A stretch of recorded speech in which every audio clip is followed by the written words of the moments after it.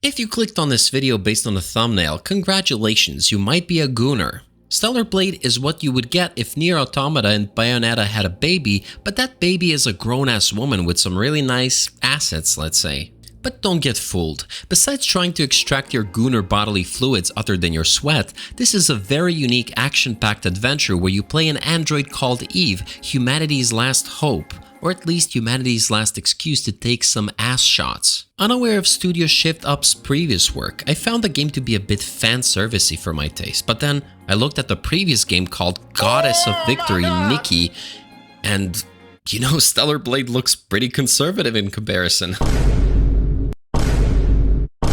Seriously, these comments cracked me up. We can draw some parallels with Nier Automata right away. Attractive female lead, fast-paced and explosive combat, captivating music with a made-up language, and story that poses a question: what makes someone or something human? To be honest, I learned a lot more about the story from exploring the world and finding databanks, but eventually it all ties up wonderfully and comes almost full circle towards the end of the game. I won't talk about the story in this video at all because I don't want to spoil it for you, but I'll just tell you it's not too complicated and sometimes it feels a bit vague, but I really like how it ended. The open world is, well, open. A bit too open maybe, with tons of chests to open and unique enemies to beat, but the color palette is 50 shades of brown and gray and there is a lot of empty space there. You can find new suits, drone upgrades and exosuits, so there's definitely a lot to find. I did have a lot of fun exploring these areas fully, but my immersion kept being broken by my urge to take screenshots every once in a while. Yes, some ass shots, but mostly capturing what the world could potentially look like: broken, abandoned, and lonely. But I feel like this topic is too depressing and should be discussed later this year. When it comes to side content is just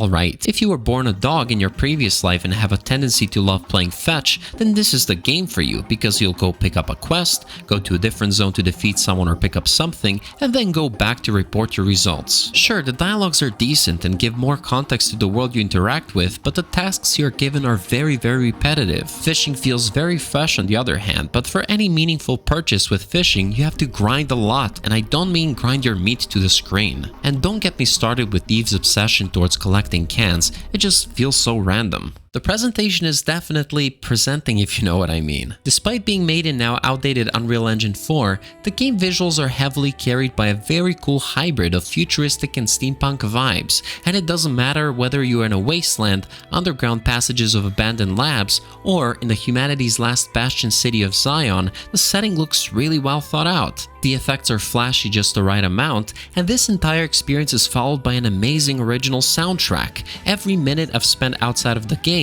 I kept humming songs heard in Zion and Wasteland, the same songs I still listen to weeks after beating the game. Now for the core gameplay. It's definitely not as fast as Nier nor Bayonetta, but it definitely packs a punch. You're equipped with a light attack, heavy attack, dodge, block, parry, special attacks, and a special transformation called Tacky Mode. Parries and dodges feel really satisfying, especially when followed up with a follow-up attack that you can unlock through the skill tree the game offers. Skill tree is pretty straightforward. You can acquire 8 special moves and then either upgrade them or upgrade the existing moves. Even though I did die a couple times, I kinda wished the boss fights were a lot harder. If I used everything I had in my arsenal, like special moves, ranged weapons, and heals, I killed most bosses on the first try. I didn't expect ranged weapons to have any sensible impact on melee combat, but encouraging ranged weapons on staggered enemies to hit their weak spots was a really nice touch. However, I feel like the combat could have been slightly faster and retained the same punchiness. If you don't have either of the special skill bars filled,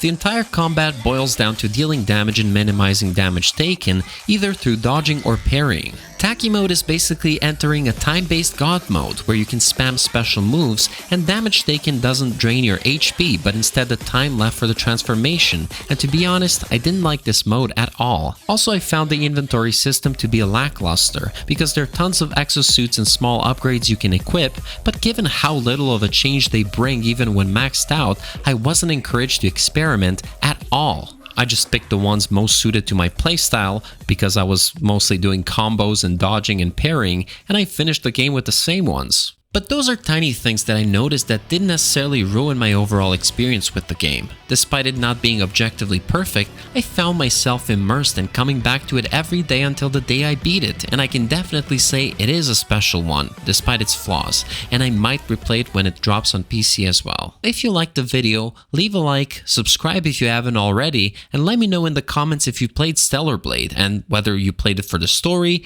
gameplay, and if you constantly got distracted by the physics. Did you like the game? Do you hope to see a sequel come out someday in the future? Let me know. And most importantly, can I play this with one hand?